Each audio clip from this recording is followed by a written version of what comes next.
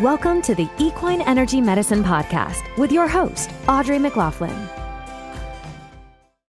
Welcome to episode 43 of the Equine Energy Medicine Podcast. If you're new here, I'm your host, Audrey. So excited you're joining me today. I'm an equine naturopath, energy medicine practitioner, and nutritionist. And I'm so excited in this episode, I talked to Jake from Paddock Blade. Paddock Blade is the coolest little pull behind, like tow behind your four-wheeler, your ATV, your tractor, your lawnmower, and it is a scoop for manure in paddocks. So that lends us to all sorts of amazing benefits for both your land. So having good quality grass, for fly control, for overall health, parasite control, all the things. And so we're talking about this particular product and its benefit for your horses. The cool thing is the way this product came about. So I know you're going to love Jake and his family's story and how they are doing business right with this Paddock Blade. And so anytime I find a company that is doing business right, I want to share it with you. So hope you enjoy. Check out the links in the bio so that you, or not in the bio, check out the links in the show notes so that you can get all the information on Paddock Blade and see if it's a good fit for you.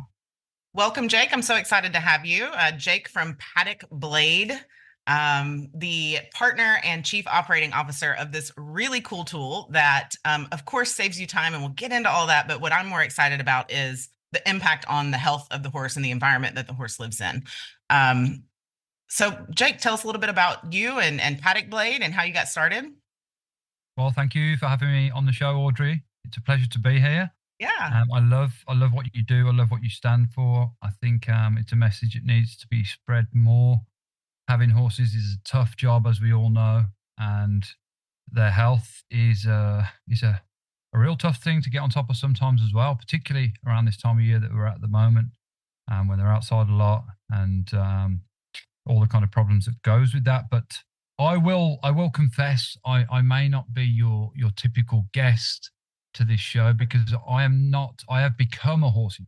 Right. It's very hard not to become a horsey person when you spend a lot of time around them. But I am not. I don't have a depth and breadth of horse knowledge. I'm very upfront about that.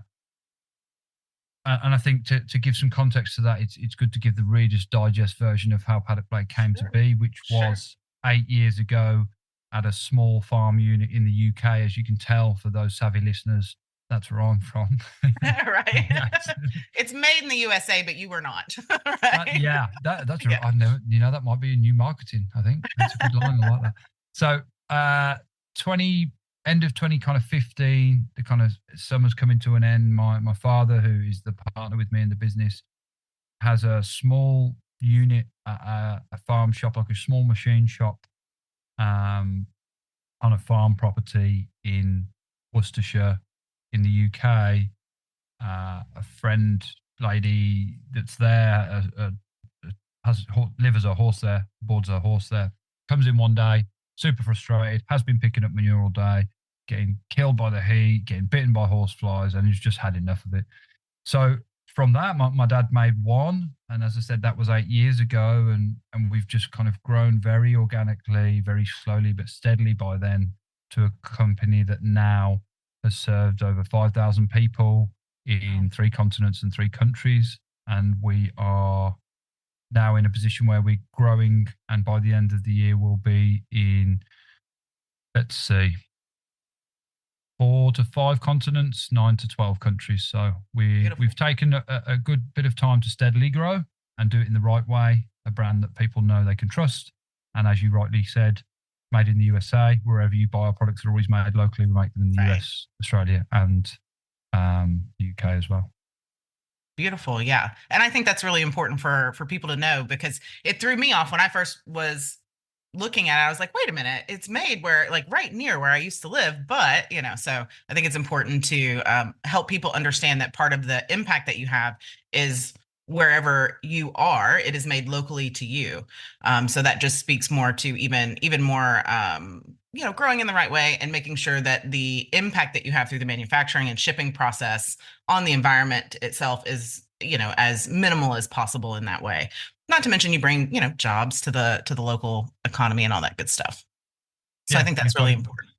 you've got it. What I like to say is we're a global business with family values, and we keep them values true: honesty, integrity, authenticity.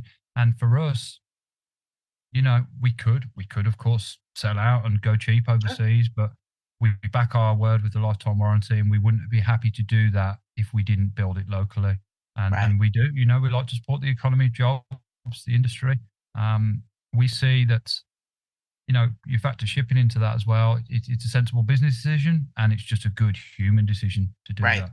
It means less profit, of course, but profit's not the main driver of what we're after. We're here to supply products that work and supply products that make equestrians' lives easier. Right. So speaking on products that work, then how does Paddock Blade work? How is it used? It looks like a sled. It looks like a fancy sled. In full transparency, I've never used it, but I've seen all the things. Yeah. Well, no doubt it'd be lovely to do this actually. Maybe hook connect again, and once you have used it, to get a genuine opinion of it. And that's a really nice part 1 and 2 to this, I think. But it's a very simple device, and simplicity is its strength. As you've identified, it's a metal sled. You tow behind you. You can tow it with any 4-wheeler, ATV, tractor, ride-on mower. And it's about the size of a standard US pallet. So it's kind of 48 wide by 39 deep by 12 inches high. So it can contain 3.5 wheelbarrows. And you just very simply, as quick as you can get it out the packaging and hook it up, it's ready to go. You tow it behind you through your pasture, and it scoops up everything in its path. Primarily, it is for manure. A lot of people use them as a rock picker as well.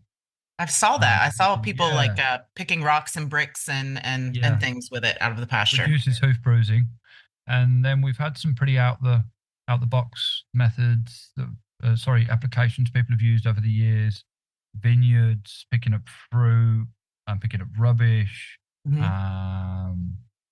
Some people use them for sports clubs as well. And we've even had people use them at zoos for giraffes and all kinds of. That's cool. It's not fussy, right? It just picks up anything in its path. It's not a magic pill. It's a one size suits many product, not a one size suits all.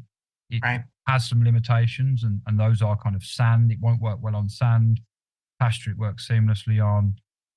Dry lots, it varies on that top layer and how fine that is. If it's kind of sandy loam or it's fine topsoil, it will have a habit of picking a lot of that stuff up too. So yeah, we're very honest and upfront about that. It's not going to work for absolutely everyone, but it will work for you if you've got pasture, and it doesn't always need to be super flat. Even on bumpy, undulating, hilly ground, it will pick up about 85 to 90% of what's on the surface. Nice. Anything it misses, it'll spread behind, lets the birds and the sun do their job. Right. And so that was what I was going to ask you guys. Obviously your dad put a lot of thought into designing and engineering this product to work the way it does. Do you guys have a lot of knowledge on the impact that you have as far as the environmental impact, right? Horse manure prevents good green pasture from growing because it's so dense a lot of the times, especially after it's rained on. Do you guys know how that compares to like dragging a field or harrowing, some people call it, where you just drag and spread the manure out? How does that compare for pasture health for you, for Paddock Blade? Yeah, it's a fantastic question. And it's particularly in the US where a lot of people do harrow and they're happy to spread instead of collect. And it's been working for them for years. And we're never here to tell people that they're doing something wrong. We're just here to go, hey, there is a different way. And you may find that does improve your pasture quality. It does improve your disease prevention. It does give a happier, healthier environment for the horse. It does, and this is the big one, lower fecal egg counts. Yes. Because it's as plain as day if you're just spreading that stuff around, which, if you've got 10, 15, 20 acres and a couple of horses or a handful, maybe that's not such a problem for you. You can spell and rest areas. Right. But if you do have a property on the smaller side or a lot of horses on a smaller acreage, then your FSCs are going to be up there. They're going to be up there. And over time, and it will take time, of course, those parasites are going to not certainly, but more than often cause some health problems for the horse. And that's going to lead to bigger vet bills. Now, and I can tell anecdotally from the amount of people we've helped, what I know that you will know more on the science end to that point. Sure. We're engineers. We're engineers, and I'm Right. a fantastic marketer, but I am not, and nor do I claim to be an equine nutritionist, therapist, or scientist in that Sure. regard. Of course, yeah. And on the health and safety of the horse, I'm not sure if it's the same in the UK. I have a few clients in the UK, Australia, but primarily my client base is in the US, and Canada. But I know that we here in North America, I should say, have a real epidemic of parasites for horses and humans for that matter, but parasitic infections in horses that can't even be treated at this point with dewormers. They're resistant to several dewormers, and so when we're talking about using something like this, and I agree, if you have a handful of horses on 15 or 20 acres, if you can rotate pastures for long enough, then there's some benefit to spreading manure, as long as it's not too much collected. But spreading manure, allowing nature to do its job and fertilize the soil and regenerate that pasture. Most people, and most people from small operations, mom and pop backyard horse owners to larger show barns, just don't have the pasture capability to do that these days. It's not uncommon. I can go down the street to a place that raises thoroughbreds for racing. They've got 60 stalls on about 5 acres, right? So they're not doing the right, they don't have enough land to do that kind of regenerative pasture management in that way. So they are manually, and you can drive by and see them manually scooping, manure on a daily basis, and probably still not doing enough to manage those parasites. And then once you get that parasitic load, well, even before that, you have the terrain of the horse and the terrain of the environment that they're in. Both of them have to be on par, and we have this whole shift and movement away from chemical dewormers, which I love. I think they have their place, but if you can maintain the health of your horse internally and the health of their environment, then you can use them less frequently or not at all, and see that demonstrated in egg counts. Anytime I have a client come to me and say, man, I've tried all these herbal wormer products, my fecal egg counts are still high. What am I doing wrong? 95% of the time, it's pasture management. They're just not managing their pasture, the manure collection in their pasture. But with the move towards, horses in much smaller environments, and I just did the same thing. I moved from North Texas, South Texas, went from a whole lot of acres to about 15 acres.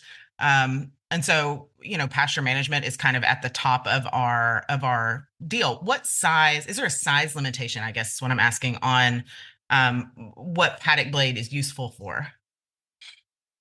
That's a fantastic question. We've sold them to people with hundreds of acres, particularly out in Australia, where there's, Sure. it's roughly give or take size of the US, but a lot less people. There's more people in California alone than there is in the whole of Australia. So for those guys, as you've quite rightly cited, it depends what they're doing with the pasture. If they've got, can they spell and rest areas? Can they regenerate areas? If they can, then that's great.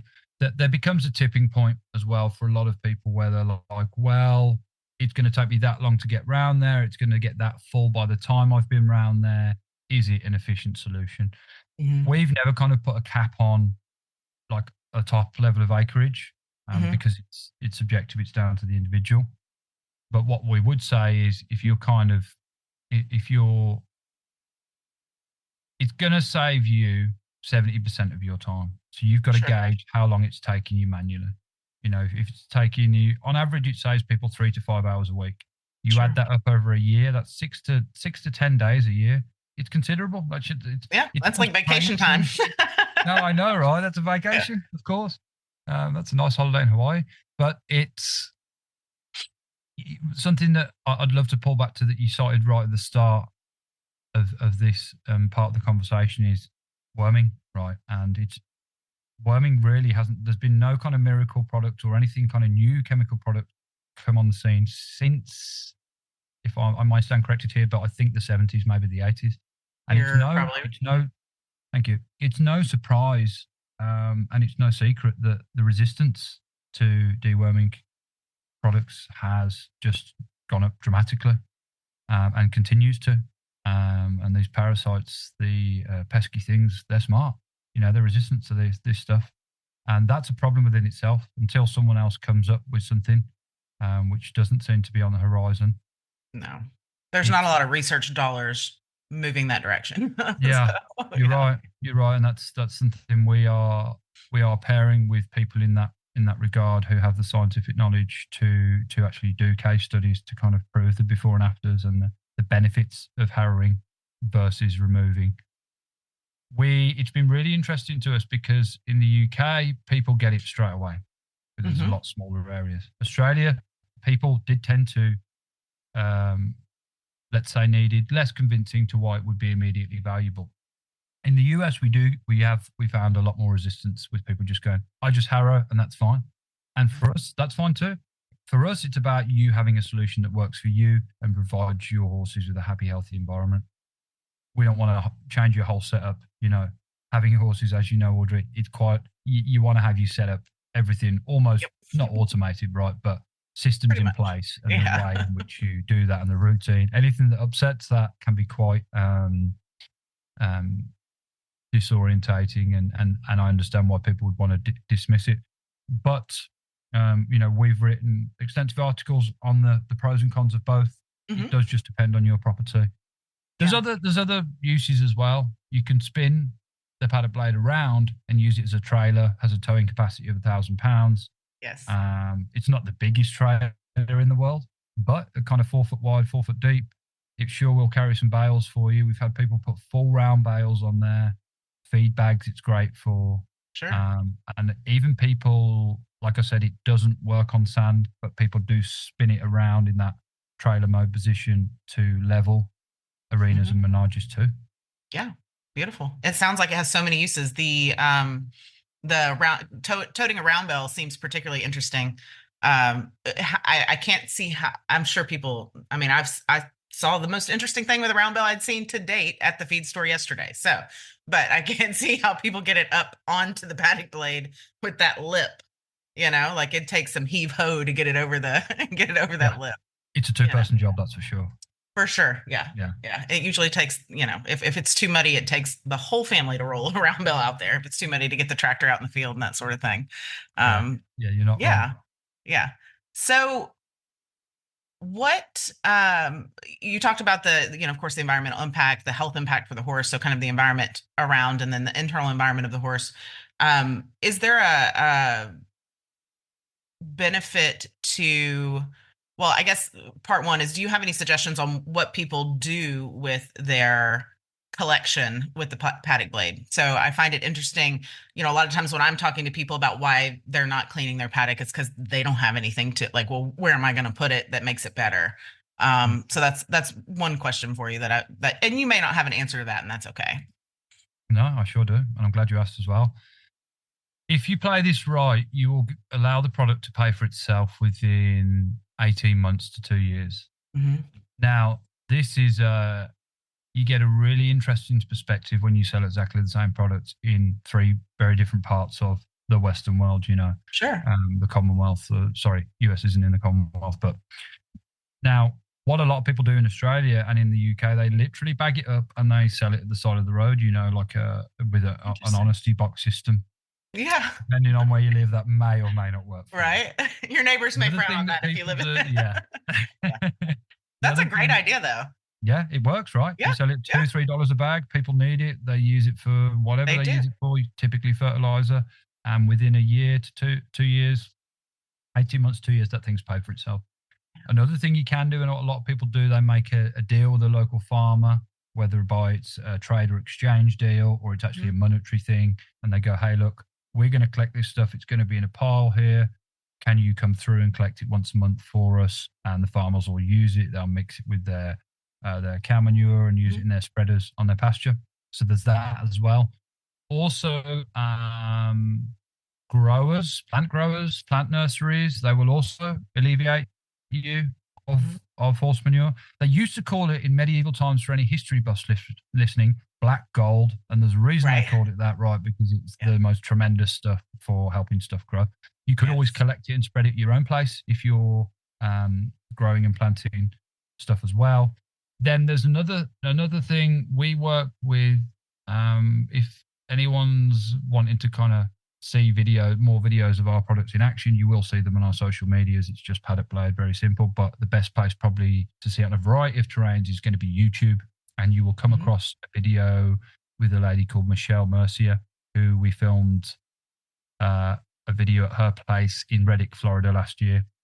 Now, she had a boarding, training, breeding facility, about 30 to 40 equines there.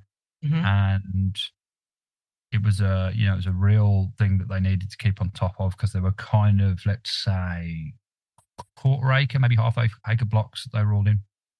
And what they did, the name of the company escapes me at the moment, but it'll come back to me later in the podcast, I'm sure. They rented a dumpster, and the dumpster company, actually what they did, it was a very smart setup. They delivered the dumpster to them full of sawdust for them to use for their stalls. And they actually gave them a reduction in the price of the dumpster that they were renting for it to go back full of manure. Oh, interesting. Some of these dumpster companies getting smart. I think they were called All in One Waste. I will get the correct name. Maybe we can put it in the show notes afterwards. But yeah, there's some smart dumpster companies out there that will give you a reduction in your bill if you're filling that up. Or again, selling it to farmers, using it yourself, or selling it to nurseries. Letting it sit there and rot is not optimum. We're doing this. A big part of this is to reduce flies. Right. So you just end up with the flies somewhere else. Right, exactly. Near your neighbor's fence. No. Okay. Yeah, that sounds good. So I know you said that your goal isn't to necessarily change how people do things, and I love that. I think planting seeds of knowledge is really the best way to convince somebody over time, right? And that you guys have grown slowly doing that exact thing. One of the reasons why I reached out to you is because everyone puts the good testimonials on their website, which y'all's are phenomenal. But you can go on your social media, and y'all's testimonials and your attention to customer service is outstanding. Is there anything else that you would want people to know about Paddock Blade, about your company, about you and your dad, however that may be? Yeah. I'm kind of a plumber by trade is actually what I am, but an entrepreneur by choice. And that started for me on the playground selling, Mars bars and candy to the other kids. So it's like it's always been there in my heart. And when my dad made this and it started taking off, I was actually in Australia at the time for 7 years. And he said, why don't you give it a go there? And it took off from there. And we launched in America last year, and it's just absolutely flew. So, and it was at that time when I kind of pulled away from plumbing and leaned into this full time. And I think that it's a thing I continue. As I said earlier, we're a small family company, but with a global presence, but we keep those small company values, right? So honesty, authenticity, integrity. And another thing that we do is we don't just please our customers. We aim to amaze them with exceptional customer service before, during, and long after they've purchased. Because in a world where everyone's buying stuff online all the time, and you just get that cookie cutter email a week after you've purchased, thanks for your purchase, can we have a review? Where we tend to do a lot more than that. It's a lot more of a one-on-one service with us. It's an investment at the end of the day. It's a $1,500 product. It's not a cheap product. It's a considerable purchase. It's one that a lot of people are going to speak about with their significant others, their business partners, the other people that are at their property. And we know that, we respect that. We do make it easier for people to purchase by having a range of financing options. Some of them are no or very low interest. Right. So, but one thing you guys should know about us is that we have a full suite of products that are going to be released to the market very soon.